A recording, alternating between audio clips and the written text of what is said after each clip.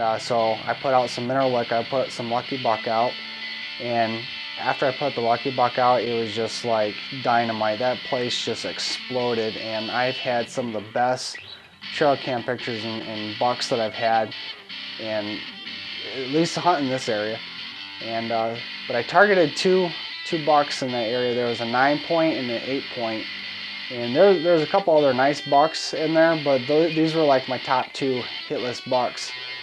And so I just watched these guys all summer long, and I set up a tree stand not too far from there, kind of like on a little hidden inside corner that was off of a field edge, kind of close to our bedding area. And I hunted it only a couple times earlier in the season, not just kind of testing the waters, not knowing if it was going to be a good spot earlier in the season or not. But come to find out, it was definitely one of those spots that it's better to hunt when the rut's kicking in, because once those bucks start cruising, chasing, and looking for does, it just seemed like within a whole weekend, once it led up to that Halloween weekend, I just started hunting it really hard, and it was just almost hunt after hunt. I started finally seeing the bucks come around, and on November 2nd, I finally had just one of my best hunts that I can think of in a really long time. And this is one of my first video hunts that I've gotten, or self-video, so hope you enjoy it. Some guys try to use like doe urine or don't heat or whatever when they're in the stand to kind of spray to broadcast those molecules from the scent.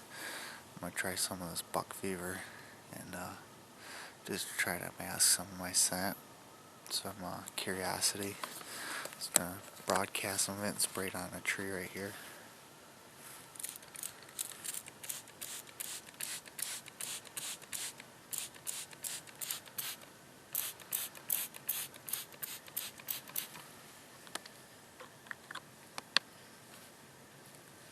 Synthetic.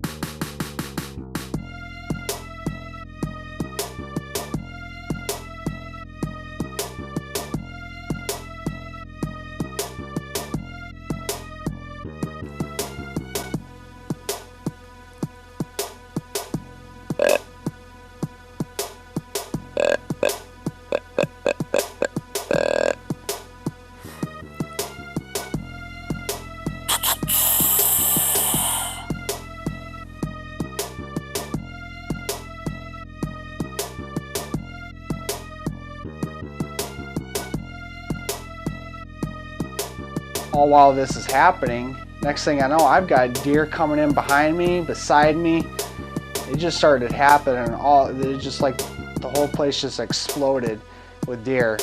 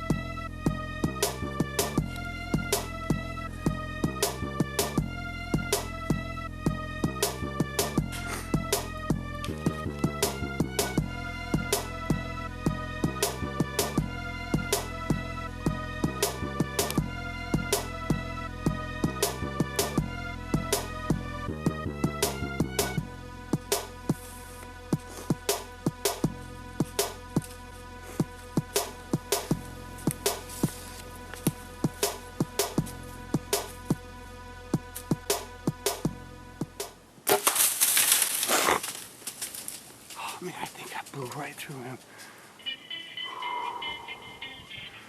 Oh, man. Oh, man. There he goes. Going to... Oh, oh, man. Oh, my God. Oh, my God.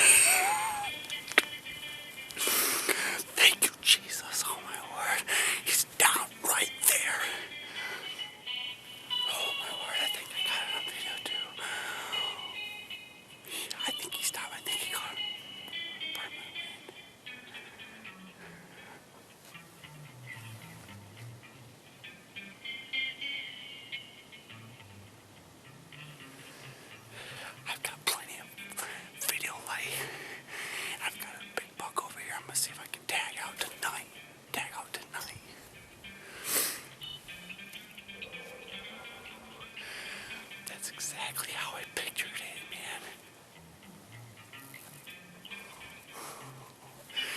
He's not a big buck, but man, it's been some time since I've shot a buck, man. And that is a nice, nice buck.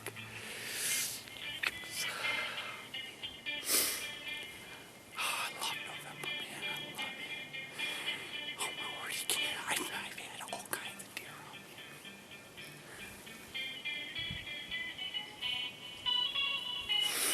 I've got to knock another arrow. There's too many bucks that are cruising right now. And that buck is down right there. I know he's down right there. I've seen him go down within like 30 yards. Oh, yes. That's how you make it happen right there.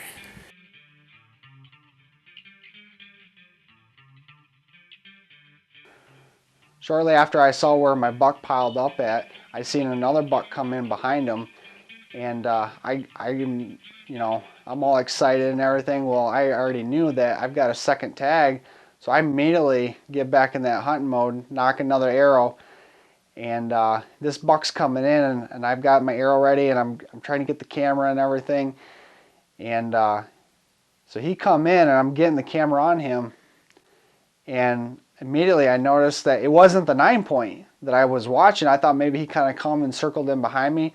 No, this is a totally different one. It was ended up being the 8-pointer that I had the trail cam pictures of, and I was just blown away. And when he came in, I think he knew I was there. He kind of knew something wasn't quite right, and all